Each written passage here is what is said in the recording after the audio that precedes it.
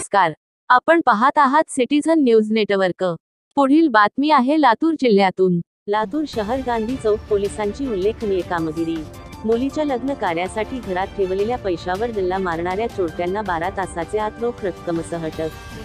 Police अधीक्षक सोमय मुंडे, अपर police अधीक्षक doctor Ajay Deore, उपविभागीय पोलीस अधिकारी लातूर शहर रणजित सावंत यांचे मार्गदर्शनाखाली पोलीस ठाणे गांधी चौकचे पोलीस निरीक्षक साहेबराव नरवाडे यांच्या नेतृत्वातील पथकाने गोपनीय माहितीच्या आधारे आरोपींना ताब्यात घेऊन त्यांच्याकडून सदर गुन्ह्यात चोरीस गेलेली रक्कम 2,80,000 रोख रक्कम व गुन्ह्यात वापरलेली मोटारसायकल असा एकूण 3,42,000 रुपयेचा मुद्देमाल जप्त करण्यात आला आहे. सदरची कामगिरी वरिष्ठांचे मार्गदर्शनात पथकातील पोलीस उपनिरीक्षक अक्रम मोमीन, पोलीस अंमलदार राजेंद्र टेकाळे, प्रकाश भोसले, राम गवारे, शिवाजी पाटील, संतोष गिरी यांनी केली आहे.